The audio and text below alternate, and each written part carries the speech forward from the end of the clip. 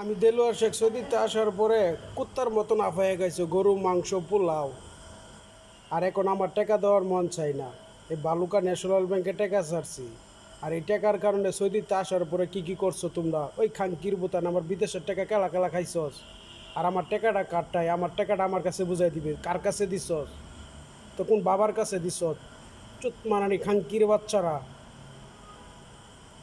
সৌদিতে আসার পরে আমার টাকা খাইয়া টাকা দিতাম না, কি করবি?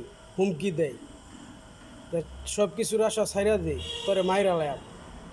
এখনো বাচ্চা আছি, আমার বিদেশের টাকা কোথায়? যেসব খানকির পুতায় টাকা খাইছি সেসব খানকির পোলা ঘরে কইছি। সৌদিতে আসার পরে কেন ক্ষমতার জোর দেখাইছিলে? লক্ষ লক্ষ টাকা ঘুষ খাইছস নেতা ফেতা লইয়া, আর আমার সাথে ঝামেলা চুদাইছস। এখন আমার বিদেশের টাকা কোথায়?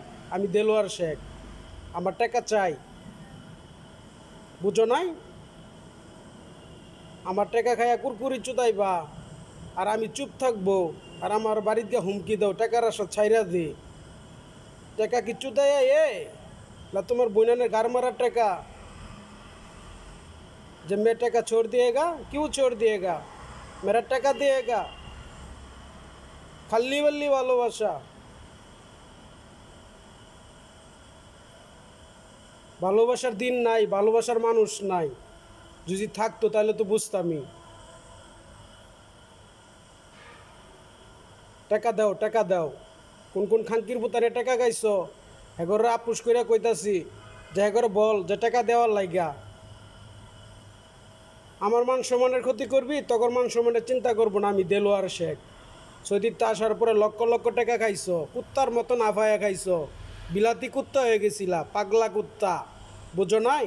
আমার বিদেশের টাকা, আল হনুপ কোম্পানির টাকা।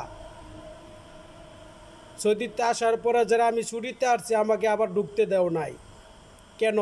টাকাও খাইছো, সব কিছুই খাইছো, আবার যাইতে দেও নাই।